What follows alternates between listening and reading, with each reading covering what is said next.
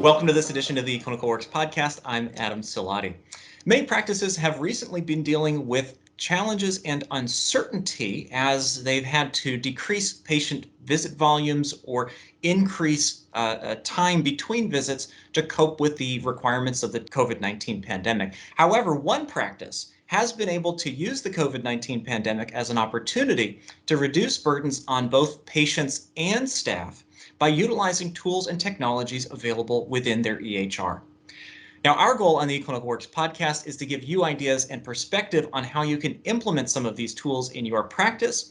And if you like what we do here on the eClinical Works podcast, then please hit the like button and subscribe so that you get notifications whenever new episodes are released. Now, today we are talking with Carolyn Pereira, practice administrator at DeKalb Pediatrics Associates. We are going to be speaking with her about the tools that she has put in place to see some dramatic changes and improvements in the way that she interacts with her patients. Carolyn, welcome to the episode today. Thank you so much for being here. Thank you for having me.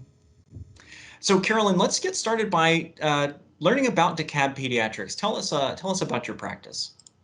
Well, we are a pediatric practice. We've been in business for 16 years. We serve a community of multilingual patients, Hispanics, Burmese, Nepali, Swahili. We see a lot of patients who English is not their first language. So by implementing some tools in the office, we have been able to engage our patients and have them, use the necessary tools to be able to come to their visits and interact with the staff and the doctors and give them the information that they need to get a visit that is efficient and expedited. It sounds like you've been able to make some dramatic changes to the way that your office works and been able to take a lot of the burden off of those people who are still there. So let's ask you this: what effect has the pandemic had on your patients' experience? If somebody were to walk into your office today, what would your patients notice that's different about your office? Well, we did a couple of things. We removed the chairs from the waiting room. We implemented the contactless check-in, and that's been a blessing in disguise for us because one, they're able to do all the registration ahead of time before they get to the office. They're able to pay their co-payments. They're able to see what time the appointment is scheduled for. Once they arrive at the office, they click on the I have arrived button and we can see that. We go get them in the car, take their temperatures, bring them right in. So the amount of wait times that were allotted before when they had to come in and sit in the waiting room, that has all diminished. And we don't need as many staff members as we thought we did at one point because using the contactless check-in has allowed us to be more efficient. Also, it has decreased our AR, which is our accounts receivable, because patients are paying their co-payment. So for us, we still are seeing the same amount of patients. We haven't decreased in patients, but the efficiency has increased. Now, you mentioned that there's a change in the amount of time that you budget for a particular visit. What kind of a difference are we looking at before and after the changes that you've made here? Before a visit for a new patient would have been like an hour and 45 minutes. Now, because of we have the patient portal, patients are able to complete all their forms online a couple of days ahead of time. They're able to pay their co-payments. They're also able to complete the CHADIS questionnaires. So by the time they get to the office, all of that information is completed and entered into the EHR, and it's entered by the patient. So we have reduced the time now to at least an hour. So it has cut time, and they are able to speak to the doctor and have more time with the physician trying to get a treatment plan for what they need. So not only have you decreased the amount of time that the patient has to spend in the office, but you've also been able to increase the amount of time that they actually get to interact with the provider, which I think is something that a lot of practices would really strive for. And it sounds like you've been able to do that thanks to a lot of the questionnaires and functionality that's available through your patient portal and through the Helo app. How else are you making it easier for your practice to manage visits and see patients? One of the things that we do is we do a lot of campaigns. We also allow patients to book their own appointments online. So even if the office is closed, we are still allowing parents and patients to go ahead and schedule those appointments. So for us, that has been very beneficial. So it has empowered a lot of the patients to go ahead and take care of what they need to take care, of, even if the office is closed. And what are some of the campaigns that you have enabled for your practice? We have enabled the yearly physicals, the quarterly checkups for like asthma and allergies, the flu vaccines. For the younger ones, the 2 months, 4 months, 6 months, well child checks, sports physicals, back to school campaigns. Also, we have incorporated the survey to see how we're doing as well and how we can improve. So we send statements completely paperless, so they get all of that via their patient portal. Are you still bringing most of your patients in for face-to-face visits, or are you embracing some of the remote technologies that are available? We're using both. Some of the parents, now that they have embraced that new technology, they like it. So for certain visits, yes, we do a televisit that works for the parents. I mean, and they're enjoying it. And I think that that's the new future on how people are going to be seeing the doctors. And we also do the face to face because, for a baby that needs their vaccines, they definitely have to come in.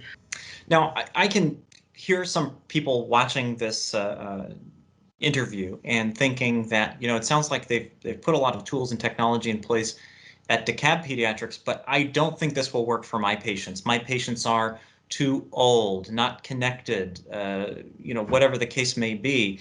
What could these practices think about in order to engage their patients a little bit more effectively?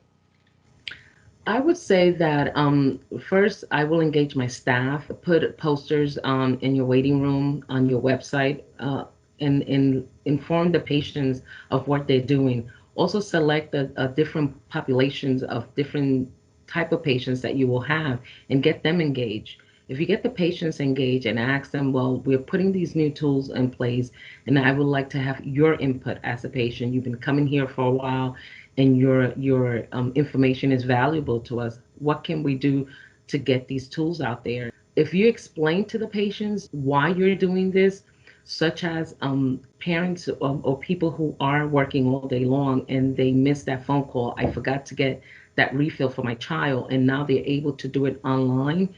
It really starts empowering them and seeing that they're able to utilize these tools and the way that is beneficial for them. Why are you putting so much focus on implementing these technologies? I mean, won't patients just keep coming as long as the office is open? Most of them might, but when patients want to be empowered now, it's about what they're able to see and do. And patients like technology. It also shows them that they're able to engage with the providers, send them messages. So these tools are necessary, and not also for the patient, but also for your staff. Staff members also want to have a life balance, work balance, that they are able to come into the office and maybe at times even work from home. So for me, that is important. Technology is the way that we're going. And since COVID-19, I don't think that any office is going to go back to that 9 to 5, 10 to 6 type of thing. You're able to empower your front office staff to do things at home, check insurances, call insurance companies, and that's the new future where we're going to. It might take a little bit, but if you don't have these technologies, you won't be able to attract new employees and attract employees that will stay longevity. So what we did was we have implemented some tools as we go along because we've been using eClinical for 16 years. So we started little by little. Every time we went to the conference, we implemented one or two things, not to overwhelm the entire staff. So for us, we want to continue to implement those tools because the younger generation, that's what they want. They want to be able to have that. And yes, we can still see patients, but as time evolves, those practices that have technology are the ones who are going to continue to see increase in patient population. Well, Carolyn, you've certainly been able to put a lot of these tools and technologies to very good use. It sounds like it's making a big difference for your patients and the staff that you have on hand. We hope that you'll be able to continue to do that as time goes on. Carolyn, thank you so much for taking the time to be with us today and to share your thoughts. Thank you so much. Have a good day. You too. Now, for our viewers who are watching the podcast, if you'd like to learn anything about any of the topics that we've discussed here today, there's a lot of options available for you. You can visit my.eclinicalworks.com, where we have documents and videos on how to implement all of these things. We also have ECW University, where you can view full courses on many of the features and tools available from eClinicalWorks, from activation through implementation, and of course, training and assistance is available as well. So check out my.eclinicalworks.com or speak with your strategic account manager to learn more. Now, don't forget to watch our other eClinicalWorks podcasts episodes on iTunes, YouTube, or my.eclinicalworks.com. And remember, hit that like button and subscribe to be notified of future episodes. For the eClinicalWorks podcast, I'm Adam Salati, and thanks for watching.